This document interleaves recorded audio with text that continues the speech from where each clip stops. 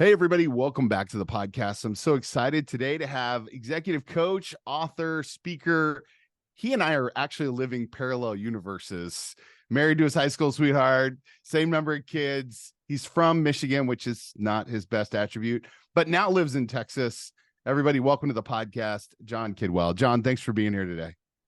You are most welcome, Tony. Thank you for having me, coming all the way from the multiverse number 188, right? You and I playing up the parallels there. It is amazing how often doing this work you find people who are like, we are kind of built the same way. And I just absolutely love that. Now, you do so much. I kind of love to start from the macro. Okay. How would you describe the calling that God has placed on your life? It's a great question. In as short as possible, and then we can go wherever. I would say that God has called me to equip leaders and to do it in a way that glorifies Him.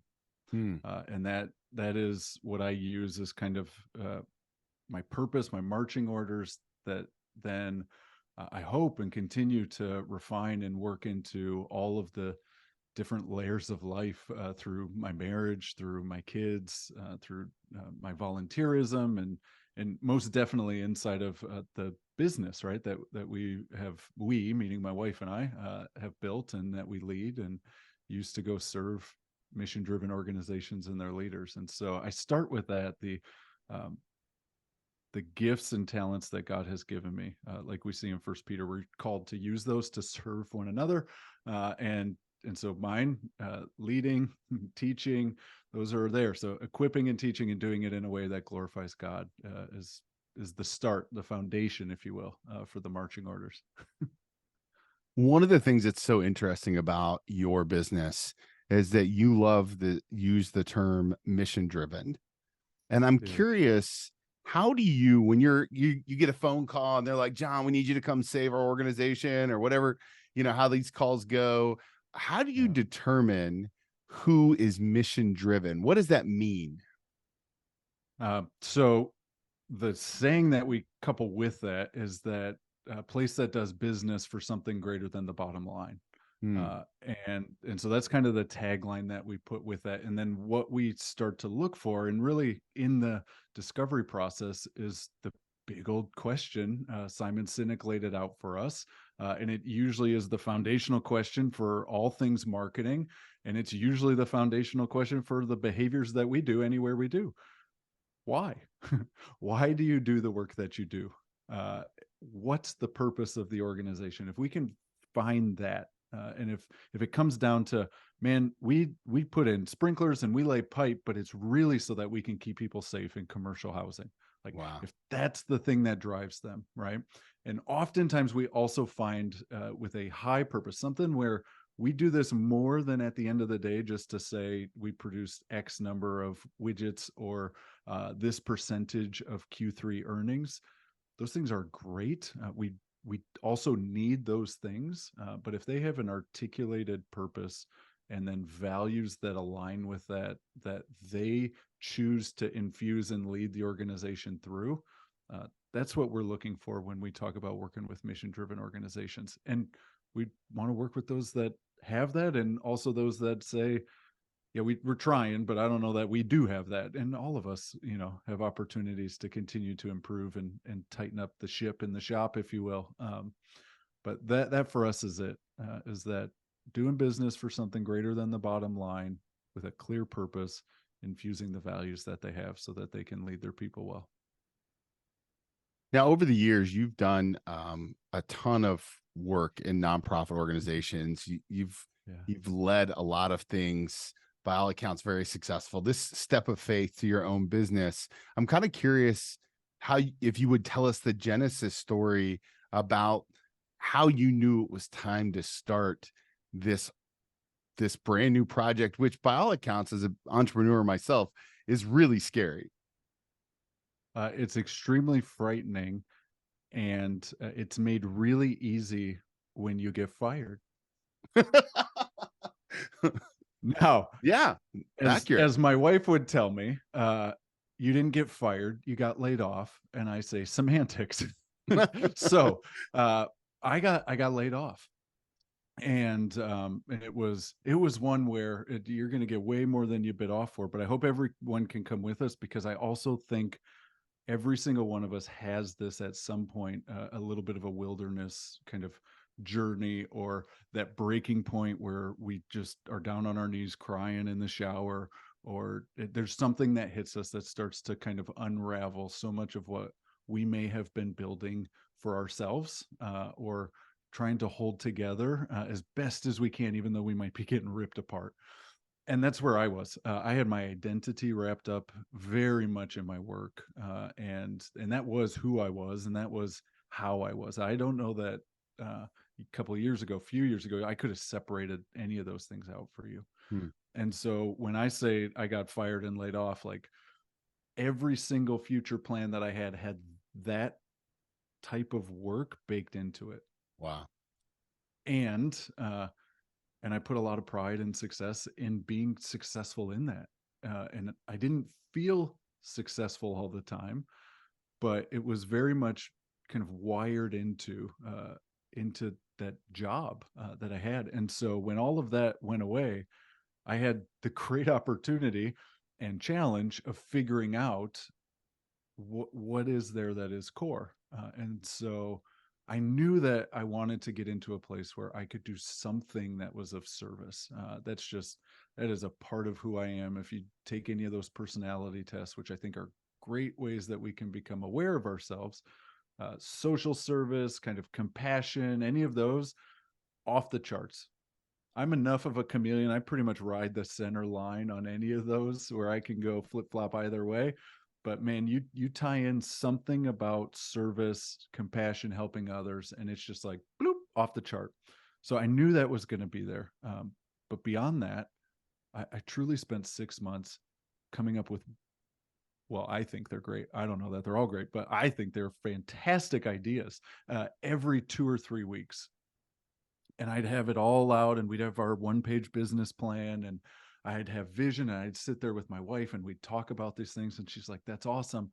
And then on Monday, I would wake up and it was gone. It Wow. wasn't just gone. Like, it was like bitterness in your mouth taste. Like, I can't think about these things. And they were good. Like, one of them was going and building an entire business around connecting with 18 to 29-year-olds, because so much of our life, milestones in life happen between the ages of 18 and 29, and every sort of support and structure is gone. Right. And so it was like, oh, I'm going to go do this. And I say this so somebody else goes and does it, because I'm not going to do it. But you need to, if you're feeling that. So I say all this to say I went through that like 5 or 6 times. And finally, again, just there's a blue suede chair in the corner. And that was the chair where I was wrestling with God, wrestling with myself, going through counseling, kind of releasing resentment, while also trying to work through and figure out, like, if I wrote my obituary, what's it say? Right? What do I want this thing to say? What gifts do I have? What strengths do I have? What talents do I have? What do I keep coming back to? So Christmas Eve, I'm sitting there with my wife. We're having a coffee date, and sitting in the car while grandparents are watching kiddos. And you're crying, just like most of the last 6 months had been for me. And she says, what do you want to do? Great coaching question when it's time for action, right? Like, what do you want to do about it? And I said, I want to help leaders be better leaders. And she said, that's a start. And we got about figuring that out. And we work to fine tune it every single day. How do you discern God's voice in your life versus all the other opportunities and, the right yeses and the right nos? And how do you lead from that kind of perspective of trying to listen to God while also honoring all the other options? Um, so I'm grateful for the practice that started years before, which is a morning time routine, where I get up before the rest of my household and I do some exercise most days of the week. And I can't say that I have perfect attendance, but Bible reading, prayer time, uh, those are staples. And nearly every day, that is what I do to start the day, and have been doing it for over a decade. And it's not to say, oh, woohoo, like something, just to say that discipline produces discernment. Hmm. Because I'm reading the Word of God, I'm praying through it, and then I turn around, and I actually got this from somebody else, that is my pastor, and what he says is pray, plan, proceed. And so as I'm doing that, pray, and some of it is like, here's what I want to do today. I really want to do this today, make this work today. But I'm praying through whatever might be there, the big stuff and the little stuff. I have a prayer journal with people and with plans and all of that stuff. I have a prayer journal and pray through those things, and then turn around and immediately plan the day. And I follow a big three system. So what are the big three things that, if I get nothing else done today, these are the three things I'm going to do? And then other stuff falls in there, and then I start walking out. One of the things that I've leaned into a lot lately is the voice of other people, and kind of, so that nudging of the spirit, or like if somebody comes into my head and I'm like, ooh, if I'm thinking about them, let me not just think like that's a random thought, but I should call or text them. But also in the reverse, if two or three people are starting to say something, I try to pick those up as cues, as a little bit of a burning bush, if you will. Well, one of the things I noticed in our working together, like getting this conversation set up and that kind of work, is that you've got some really great people on your team, right? Matthew and Armin, and Amazing. amazing people. So I was kind of curious, just as a leader who's hired some people and surrounded himself with great people, what's the number one characteristic that you look for in somebody that you're bringing on your team? The number one characteristic. So I read a book years ago. I can't remember when it came out, or else I would cite exactly when it came out. But it's Patrick Lencioni's The Ideal Team Player, Hmm. and he talks about hungry, humble, smart. And as soon as I read that book, it just connected with me. And ever since then, I've been writing those three words down on every interview questionnaire that I have ever done. Hungry, humble, smart. And do we check the boxes? Uh, and as the book would tell you, we don't always necessarily check all three, but we look for those. And so humble is kind of a no, like if you don't have that, no pass and go type of thing. Sure. Because I think pride, I think this because I see it in myself, that pride is leadership weed in the garden, and Mm. it has to be picked, otherwise that just takes over everything. And honestly, even mission driven, it gets in the way of being mission driven, because then it's got to be me driven. And so that humility is probably number one. Can I do things for something greater than myself? But humble, hungry, smart is a really good recipe. And like I said, I've been writing that down ever since I read that book, which is, I think, over a decade now. I just can't remember where that book came out. um, Another piece that I think is atypical from where a lot of hiring practices are today is that we go really slow, honestly. I mean, you saw Matthew and I engage, and there's jokes all the time about us, being brothers or just so close. I mean, I've been working with Matthew in some capacity for 10 years, and Armin I knew as an individual for a year and a half before we started doing anything together. But I knew, and he and I both said, we always want to figure out how to work together, but Yeah. we want to get to know the person, and make sure some of those character or characteristics are right, and then move forward with that. So where a lot of folks are like, "Ooh, we did a 30-minute interview, let's go," let's kind of look at the evidence that says people leave in about 30 minutes from an organization too, and our retention and engagement is declining. So if you all are doing that, how might we be able to do something different that produces a different result? One of the things I appreciate about your spirit is that how intentional it is. It feels like you're always thinking through things. That's why I'm really excited to get in my hands this latest book, this new project, Redefine Your Servant Leadership. I'm curious, how did you know it was time to put all this stuff down on paper and kind of go through that very arduous task of cranking out a book? Yeah, you know, right? You've done it. You know exactly what that's like, and I knew I knew that it was time, uh 3 years ago, because it's the book that I wish I would have had. Mm, and then and then about a year and a half ago, when I started to encounter more and more people that were struggling with the same things about servant leadership that I did, just kind of the ambiguity of it, some of the false perceptions, and the shoulds. The shoulds are heavy for yeah. servant leaders. You should do this. You have to do this. It has to be this way.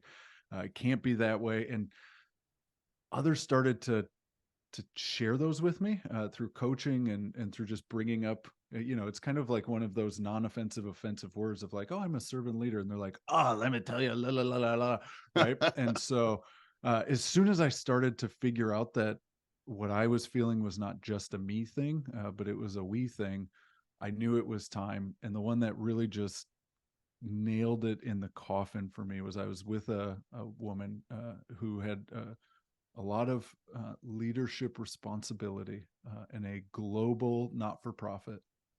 And she said, I don't really identify as a servant leader anymore because, and then it doesn't help me. It keeps me from these things. It means that people are going to judge and perceive me this certain way. And as soon as I heard that, combined with all the other evidence, I was like, I got to get this out there. It's time. One, just for me, for being able to put it out there. Definitely, if you pick it up, when you pick it up, Tony, you're going to see a lot of my personal story and journey through that entire process that I outline.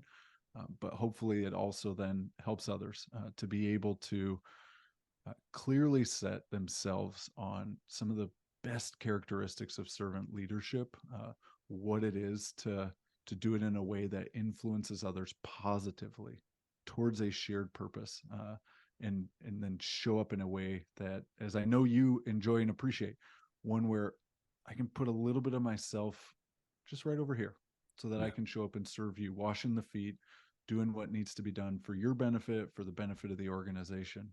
And so I'm hoping that's what it is. And it really came out of the book I needed, and realizing others were in the same boat.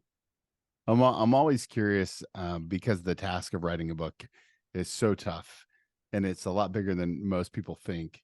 What did you learn about yourself or about God in the process of writing it? I learned about myself. I didn't learn this. It was reinforced that that I am not our details individual. Oh, As you said, preach. I have wonderful teammates, and Matthew being one of those. Um, but there very much came a point where it was like, this quotation is supposed to be inside of a period or outside of a period, and did you really mean this word? And I'm like, I don't know. There's so many letters. It's about 45,000 words, and I've put them out there, and this is what I got. And so any sort of help with formatting and structure and all of the little itty bitty things that just aren't my giftedness, you know what? That is probably the thing that was most reinforced is, listen, man, you have some gifts and strengths. You definitely don't have these ones. So get somebody else to help you in that space. I love it. And I think it's going to help a lot of leaders. And I'm super excited because, from my experience, and I don't know if you are seeing similar trends, but leadership right now is at an all-time burnout rate, unlike anything I've ever seen before. Whether a term that I heard recently is called the Great Reshuffle, where people Mhm. who are great leaders are leaving industries in record numbers to just go do something else, maybe something less stressful, maybe something with more flexibility. How would you describe the character of leaders? Because you work with companies that have multiple layers to it, multiple executive teams. You're working with high level leaders, nonprofit, for profit, mission driven leaders specifically. Mhm. What are you noticing about the temperature of leadership in the leaders you see? Uh, there's a tremendous amount of pressure, internal and external, Mm, to perform, to be perfect. That especially leaders, because so often you are in the spotlight, or you perceive you are in the spotlight, that there is this seemingly extra examination, and whether that's through social media. I have no doubt social media has amplified that fire, but through culture and just everybody almost standing at the ready to throw rocks Hmm. for any little slip up. There's a lot of stress. And I was talking with somebody else the other day. This is not a full-fledged thought at this point, but we were talking about how leading today is essentially taking on the task of low T trauma all the Yeah. time. Not big T, massive wound trauma, but just low T trauma all the time, because of the expectations of people and performance and perception and any other P word that I can work into this alliteration. Just there is so much that is there. Um, and so I think what that creates is a tremendous amount of anxiety and stress. And what I see is that it really is this going all in to the idea that it's lonely at the top. Yeah. And whatever your top is, right? If you're the CEO, or if you're the department head, or if you're the leader of the team, it's lonely at the top. And I write about this in the book, but what I realized was that uh, it's wrong. That's a choice. It Yeah. is lonely at the top, but we think that means we don't get people. That's We think good. that's the loneliness. What it really is it is reinforcing that we need people, because the responsibility is the thing that is in fact lonely. Nobody understands the responsibility you carry, but because it is so heavy, you need people, a team of people who are for you, who are going to check in on you, who are going to give you truth, who are going to encourage you, and who are going to make sure that you have what you need to be able to lead, and to do that well. I love that idea that responsibility is what is lonely, that we don't have to be lonely. That's a choice. I'm sure that there's a leader listening right now who feels so burdened by their responsibility, by the position that they put themselves in. When you sit across from that leader, um, what's the first step that you're going to tell him or her about getting out of that space that feels like they're staring at the edge of burnout?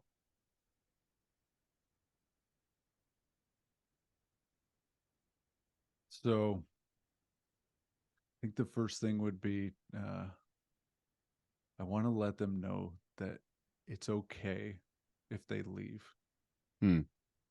that even in that they have a choice, that no matter what they choose, I'm still going to be a fan of them.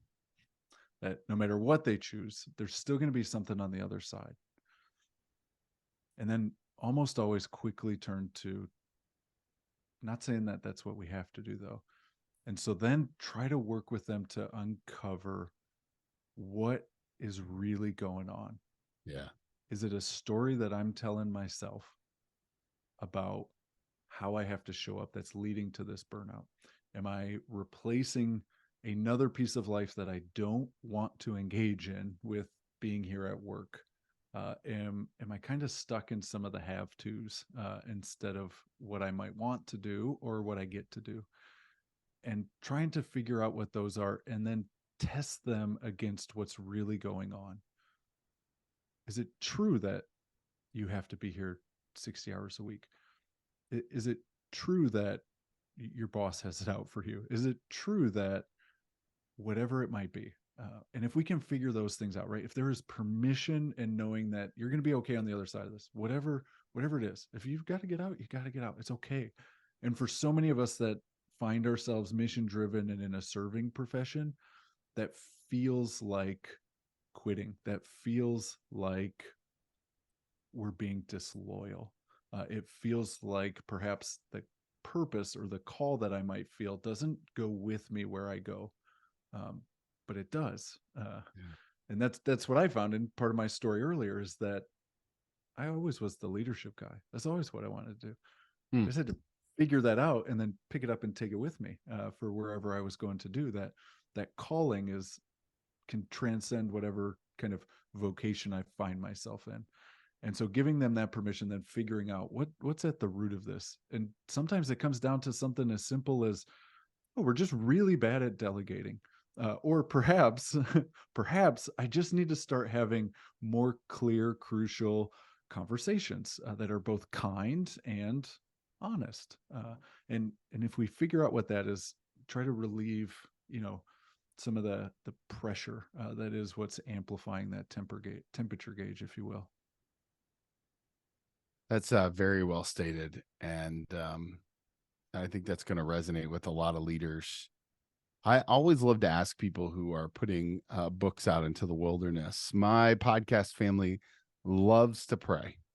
And so I'm curious, what is the prayer request that we can walk alongside you and this book that I believe is going to help tons of leaders? How can we pray for you and the book as it all gets out there?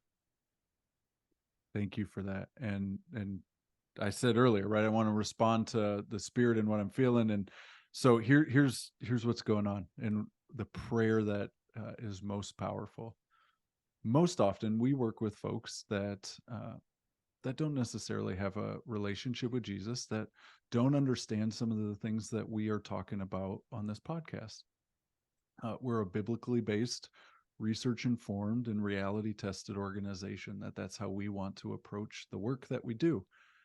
And the book is written in that same way, where it's written for someone that doesn't have a necessarily Christian or religious grounded upbringing.